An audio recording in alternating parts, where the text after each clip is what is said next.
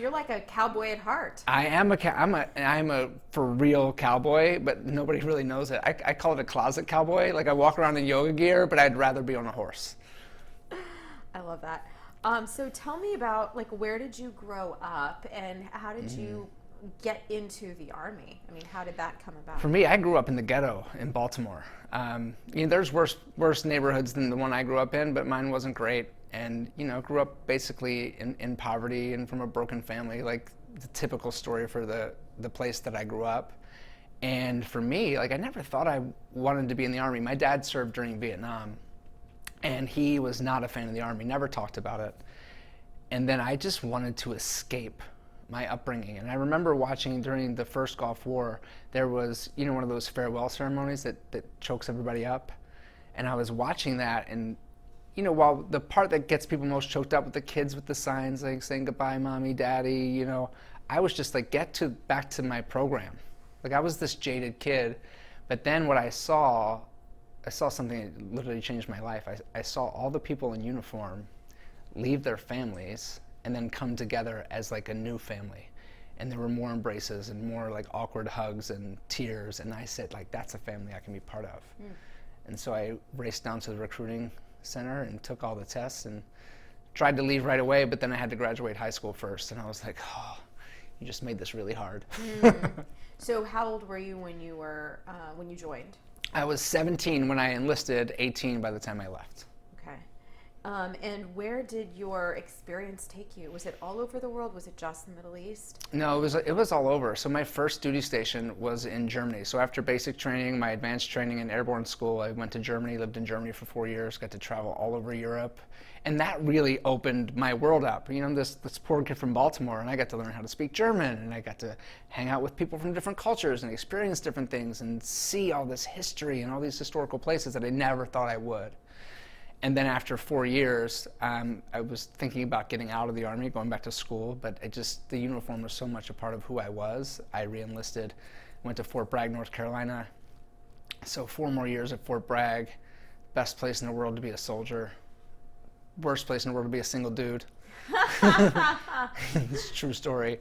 But yeah, you get to jump out of every sort of aircraft in the Army inventory or the Air Force inventory and the Army, and just live that life as a kid growing up, like playing Army and playing soldier. Like I got to do that at Fort Bragg. And then after 4 years there, I got out and then simultaneously re-enlisted in the National Guard. And so let's get to your experience in Iraq, because I think a lot of people, that's what you talk about. That's what they know about you, right? So take me through that. Yeah, so, it was a huge learning curve for us. I was deployed from the California Army National Guard, and it literally took our whole battalion to make one deployable company. Like, we weren't ready to go fight a war.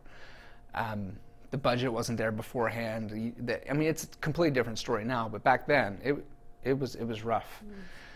So, we got deployed and wound up being like redesignated as provisional infantry, and we were the tip of the spear warfighters. I was in a unit called Task Force Tacoma, which was attached to 1st Infantry Division, and we were the ones kicking in doors and chasing down bad guys.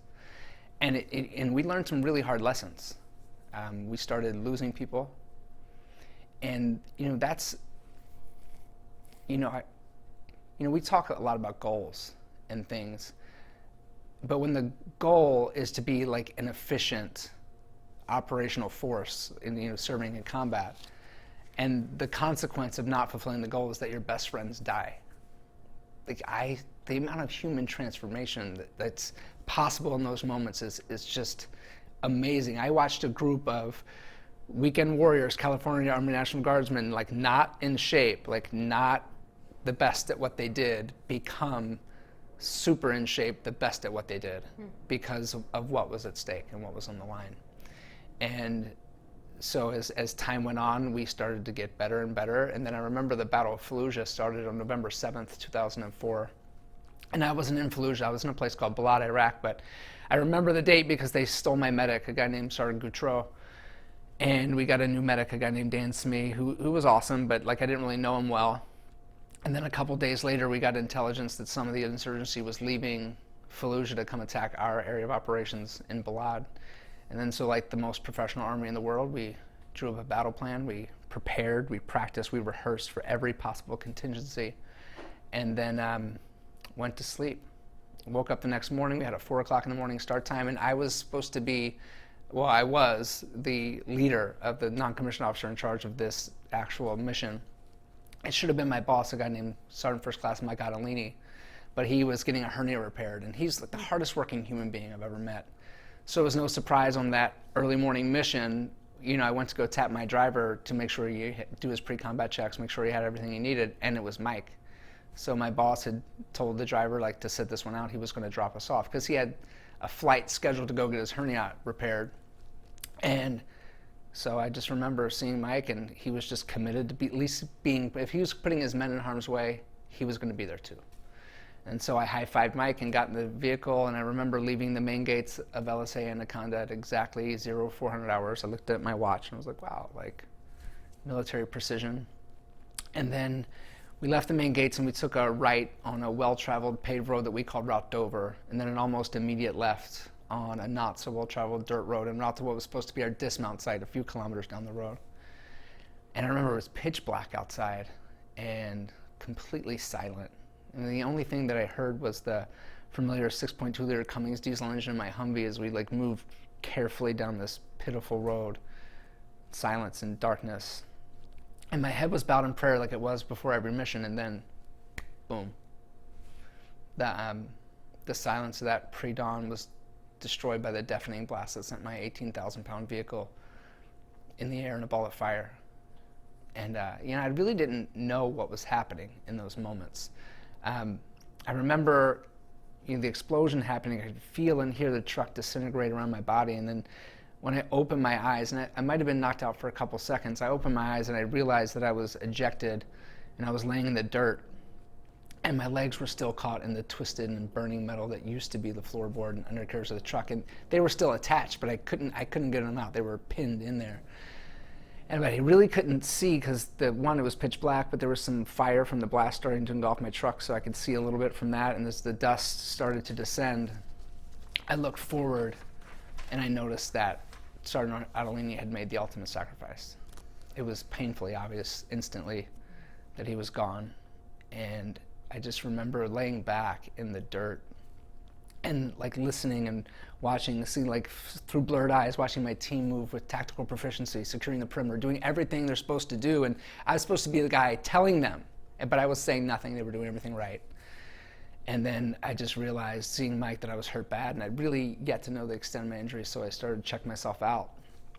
And when I got to my legs, that's when I felt the unmistakable arterial blood spurt with every beat of my heart, and I knew that I was going to die. Started to make my peace with God, saying goodbye to my wife and my daughter, and just giving up. And you know how they say when you're about to die, your life flashes before your eyes. You've probably heard that before, but that's not what happened for me. For me, it was just like one sort of image after another, like the things I'd never get to do again. I can't even explain it, and I can't even remember what they were, but the last one I remember. And it was my daughter, and she was all grown up and dressed in white head to toe and walking down the aisle without her dad. And I just shot up. I was like, I'm alive. I better do something to keep it that way. And I just reached my hand in the wound in my thigh, like almost up to my wrist. I thought I was going to be like MacGyver and like pinch off the artery. But like, no, I'm good. But that's really not how it went down. I just pressed and prayed that it would give enough time for the medic to arrive. And I screamed out for a medic, and I just remember like I blinked my eyes, and there was Dan Smee. It's like I blinked again, I had a tourniquet on my leg and an IV in my arm, and it's like I blinked again and my whole team, like my family, was right there putting themselves in harm's way to remove my legs from that vehicle that was still on fire. And then from the truck to the stretcher to the helicopter to the combat surgical hospital right next to the main gates of LSA Anaconda that I had just left maybe 10 minutes before. When you woke up from surgery, how do you reconcile? Like, you're a young guy, you're a dad, you're a husband, you're like this like kind of warrior dude. and then you don't have part of your body. Now, my meditation teacher, who's Buddhist, would say, like, we are not our body, right? Like, your body parts are part of you. Right, yes. So, like, but, you know, you're a young guy who's like, what the fuck just happened, you know? So Totally. maybe you're not thinking on that level yet. What were you thinking? You know, when I woke up, there was I didn't have time to think at all. There was a combat nurse's face right in mine. And I'll never forget her face or what she said. She said, Sergeant Nevins, you're a very lucky man. We managed to repair your femoral artery. We had to take your left leg below the knee. We managed to save your right one for now, but you'll probably lose that one too. And in that moment, like, the pity party started to really hit me. Like, what, you know, I was a leader of men in combat. Like, it doesn't get more significant than that. And, you know, it's like I felt impenetrable, like 8 feet tall and bulletproof and just in charge of my destiny and my guy's destiny. And then I thrived in that environment. And now I was broken and useless, like laying on a hospital bed, feeling so small and completely insignificant. And then but then I looked to the wall of the tent, like in an instant, and there was my whole team just waiting for me to wake up. And then we just told horribly inappropriate jokes and stories, and we laughed and talked about Mike. And then I fell asleep and woke up the next day in Untitled Regional Medical Center in Germany. And that's where I spent the next 7 days. And I'd say that is because they were, like I said, I wasn't in the Battle of Fallujah, but the Battle of Fallujah was in that hospital. It was full. The hallways were full of combat wounded, mostly Marines, and most of them worse off than I was, and most of them 18 and 19 years old. And in those moments is where I just started feeling like my life was unraveling. All the goals that I had, and you know, I was deployed from the National Guard, so I had a job selling pharmaceuticals, and I was making good money. And I was like, well, how can I get in and out of these cars and up and down the steps in hospitals? Like, okay, so I won't be able to provide for my family anymore. I can't fight a war anymore. And oh, by the way, all of my guys are still in harm's way right now. What's happening to them? Like, who's in charge? Who's leading them? Like, what's happening? Like, all of those things. Like, I was giving up on everything. It was just unraveling, like, right in front of me. And then, you know, I was a competitive runner. Running is what brought my wife and I together. That was our thing. I sort of defined myself as like an adventure athlete, right? If there was something new and stupid to do, like, I'm first in line. Like, I want to do that. And I was like, how is she going to love me anymore? And then how would my daughter see a dad? Like, was it going to be in a wheelchair? What does that mean? What does that look like? And so it was, I never want to go back to that place. What took you, you know, from that, which, what year was that? 2004. To, like, had you been practicing yoga? Was yoga part of your life? No, not at all. Never even heard of it. Okay, never even heard of it. Well, I mean, maybe I heard of it. Like, yoga, like growing up, like where I grew up, yoga wasn't a thing. Like, no, it was. Yeah. I mean, it's for 5,000 years, for but no way for somebody else. Yeah. Somebody else, that was a thing. And then in the military, we never talked about yoga. Like, even when we did our physical training, even when we did stretches, we're like, this is dumb. You know, like, it just wasn't the culture. It's changing now, which is great. But in my day, like, it was like, absolutely not. And then so, you know, and I remember being at Walter Reed Army Medical Center when I finally got back from Germany and got my spot at Walter Reed, people coming by and say, hey, we want to do this, some breathing and some meditation or some yoga. And it's like these vague memories. But like, my response was like, what are you, stupid?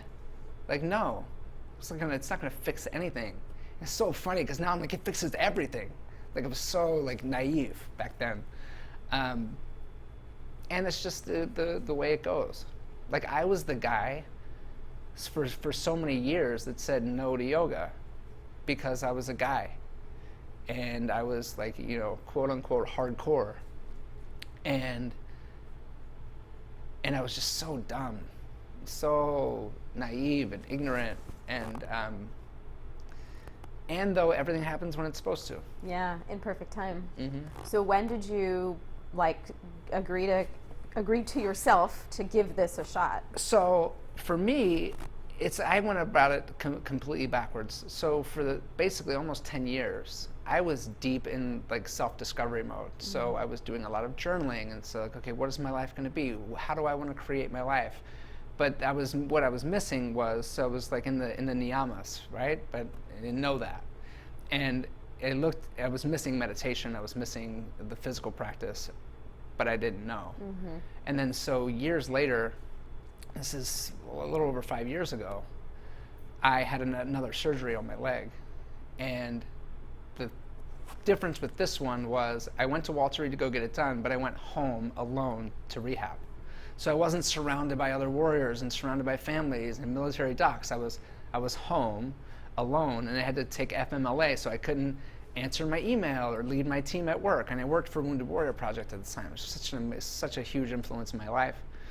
And I just couldn't do that. And my 10-year-old daughter, when I got hurt, was now 18 and in the Army herself. Wow. And I was divorced from my wife, and we shared a 3-year-old, and I couldn't take care of her because we lived in different homes, and couldn't chase the 3-year-old up and down the steps on one prosthetic leg and crutches. So I was just alone.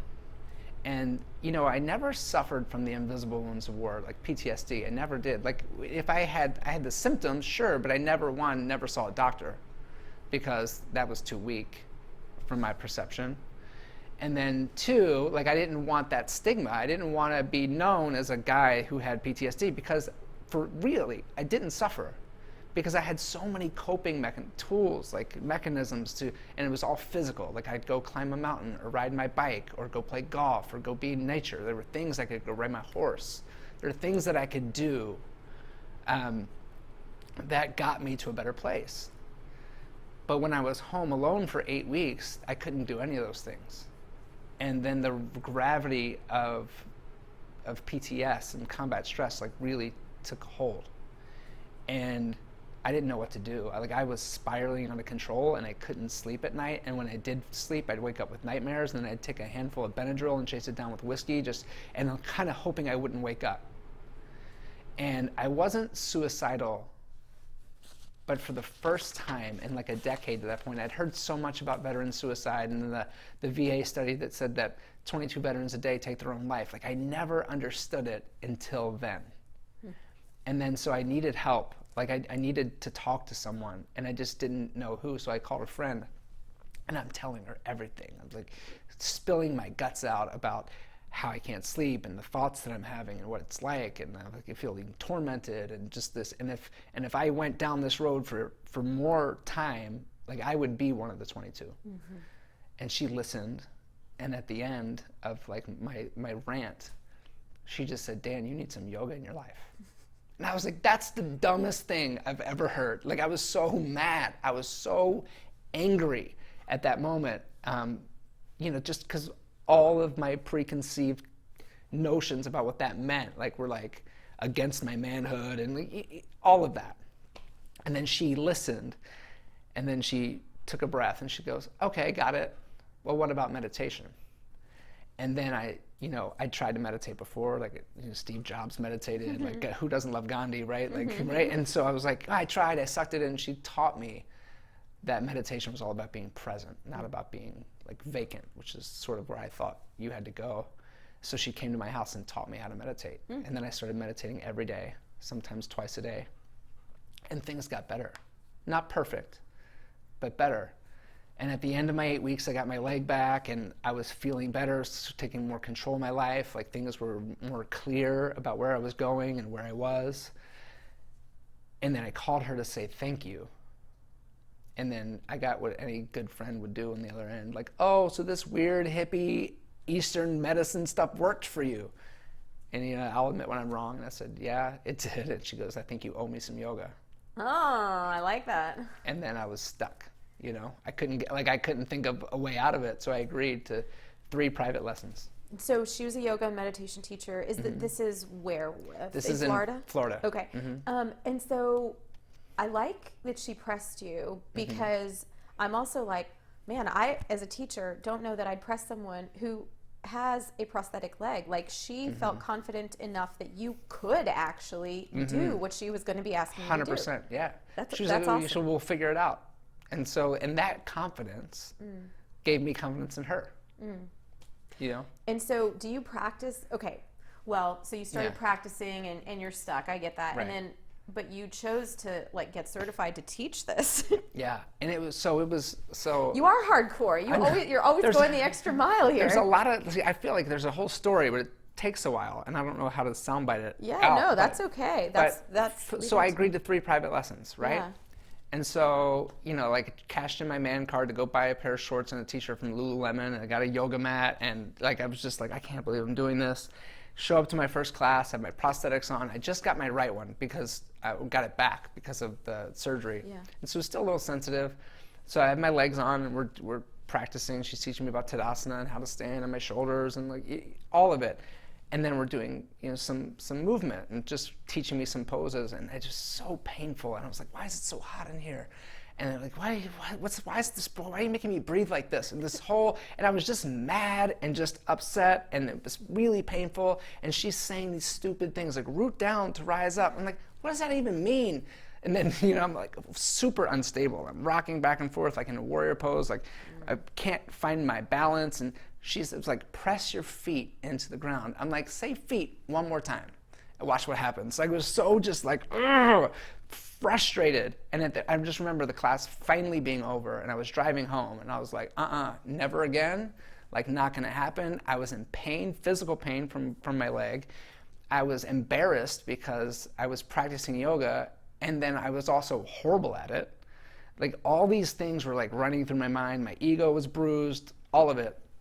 And I got home, and then she called me to schedule the next class. And right about the time I was going to tell her exactly what to do with that next class, I remembered I committed to 3. And a commitment's a commitment, just period. Mm-hmm. And then so I remember I scheduled it for like a couple weeks because I needed some time. And I showed up, and I'd love to say, oh, it was amazing. No, it was the same torturous, horrible experience. And she's still saying, like, root down to rise up. And I'm just so frustrated, and I'm a little less pain, but it still hurts, and my body's not moving how I want it to move. And I got so frustrated, I just said, can I do this with my legs off? And she just looked at me, like her eyes were like, nope, what am I going to tell you to do with your feet? But her mouth said, let's do it. And then so I remember taking my legs off and kind of putting them down to the side. And she's standing behind me, like looking at me. She's probably, because I'm a yoga teacher, right? She's probably like, what am I going to tell him to do? Yeah. Right? How am I going to get this in his body? But I'm an all or nothing type of person. So I'm like, I'm just going to do it, right? So I'm going to do warrior 1 because I'm a warrior. Like, that sounds cool. That's what I'm going to do. So I moved my knees apart on my mat. And didn't expect that. But I moved my knees apart on my mat. And I was saying to myself, what's this bullcrap she's saying? Root down to rise up. Okay, what does it mean? So I started visualizing like roots growing like from my legs like into the ground. And so I did that, and I'm really like doing it. And then when I reached my arms up, I'm like, okay, rise up. Like the earth. Like, not a metaphor, not some sort of like exaggeration. Like, the planet sent this like jolt of energy up through my body, and it lit me up from the inside out. And I was like on fire on the inside in a really good way, and my like arms exploded over my head. It was like I was finally like connected to like everything. And it was like the earth was saying, Dan, where have you been for the last 10 years? And I was like, tears were just streaming out of my face. I wasn't crying, like just tears were like pouring out of my face. I'm like, what? Like, literally, I was like, what's happening to me? Like, something's happening to me, and I don't know what it is. And it was like scary and great at the same time. And I was just like, holy shit, I felt 8 feet tall. And yeah, like I was back leading men in combat. Like, it was just like, this is it. And then I got so like excited. I was like, okay, no, I got it. Legs off forever, never doing this with legs on again. And then I learned how to modify the sequence and poses. And by the end of my 3rd private lesson, I was enrolled in teacher training. Wow, it only took 3, mm-hmm. Or really 2.5? 2.5. Well, it took 1.5 to sort of know. Yeah. And then it took the 3rd to actually like do the thing. So did you do teacher training with this same woman? Like, was she your teacher, basically? No, okay. I went to her teacher, Baron Baptiste. Okay. Yeah. So you did your training With right Baron. Wow. Yeah. Okay, that's I went hard. to Baron. My third practice with people in it, like not so I did 2 more classes after my third private lesson that had people. Yeah. My third practice with people in it was at my level 1 teacher training with 150 other people, and it was a 4.5-hour class. Mat to mat with Baron, Just sweating, just dumping sweat. Yeah. But it was the best thing I've ever done. I mean, like, people who don't know Baptiste yoga are not going to get this, but I'm like, holy shit, you chose the hardest yoga. Right, exactly. I mean, you chose it's power. It is power. Flow. Like, it's the Baptiste power yoga is and I've practiced so many other styles, and I've actually taken classes and got hours of training in other styles of yoga. But I always go back to Baptiste because for the population I want to reach, the veteran community, the active duty military, first responders even sort of fit in that category, it's right for them. It's militant enough. It's powerful and physically demanding enough. And it's also still true, pure yoga and yoga philosophy, just packaged in a more palatable way for that type of community that's not used to the idea and notion of yoga. So it's a great place to start. Mm-hmm. It's a great place to start and be and thrive. And though, for the community that I'm really trying to reach, like, I can't think of a better practice. So this was 2014-ish. So you've been practicing for 5 years, teaching for 5 also. Yeah. So you, like, right now, I mean, you're just sort of, I follow you on Instagram, so I'm like, where is he now? Where is he now? Yeah, I mean, you're like all over, crisscrossing the country, motivational speaker. You teach workshops all over the place, right? Right. Like, what is your main message to people when you pop in to Maryland or California or Illinois or Texas, or what do you want to get out there? The message I want to leave is to invite a veteran to yoga, because it just might save their life. And, when I first started teaching, I wanted to teach all the vets. I'm like, no, everybody's going to fuck it up. Sorry, everybody's going to mess it up. That's okay. Right? And so, like, I'm going to get it right, and they're going to listen to me because I've been where they are, et cetera, right? And then I had this revelation. Well, one, because and the reason I teach is to help heal the invisible wounds of war. Right? It's really great for the physical body. It is amazing for the physical body. And, like, mind-body connection, it's real. Like, I think the real power of yoga is to help with all the wounds that you don't see. And the more I started teaching, because I would teach these veterans classes, oh, well, can the spouses come? Oh, well, can their friends come? And then started to be everybody in the class. And the more I started to do that, the more I realized that everyone is living with the invisible wounds of some war. Family or upbringing or relationships or body image or, like, you name it. So, and the tools are the same. And then I started to realize, I saw these, like, veterans classes popping up. And I was like, well, that's great. But then that makes them different than everybody else. So I'm like, no, bring the veteran into the yoga class who's next to the school teacher, next to the lawyer, behind the doctor, in front of the accountant, right? Like that's just military and veterans as part of a community outside of the veteran. Because the veteran community is strong and powerful, as is. So I don't want to add yoga to the veterans community. I want to add veterans to the yoga community. And so I teach teachers, through a Baptiste Foundation as an Unbreakable program that I helped create with my buddy Sean, who's a former Marine. And it's the whole concept of the training is to teach teachers that there's nothing to change or fix or add. You use the Baptiste methodology as is, off the methodology and into the classroom as you would with anybody, and it works. And then so it empowers teachers to know that they have everything they need right now to teach veterans in their classes. And there's nothing to fear, nothing to worry about, and nothing to accommodate for. Now, different if it's like an inpatient, acute PTSD situation, that's different. But I'm talking about people that walk into a yoga studio. No, because I guarantee you, when you're a veteran, it's sort of like you wear this sign that's It's just always there that says, I've experienced trauma, right? I'm probably seen some stuff. I've probably done some stuff that I don't want you to know about, and I don't want to talk about, and you actually don't want to know about it either. And then so it's like you wear this sign, so it's like kid gloves. What am I supposed to do? I'm supposed to not put their back to the door, and I'm supposed to not do this and not do that. And it's all this what I shouldn't do, and I think that's completely wrong. Because when you don't put a veteran's back to the door, you're actually just validating some sort of irrational fear that something bad's going to happen through that door. And so no, there's the door, and it's actually fine. Like, you're not in combat anymore. We're in Dallas. Do you think that you would have had these revelations, that you would have ultimately found yoga and found this like deeper connection with yourself, had it not been for that day in that early morning, 4 a.m. in 2004?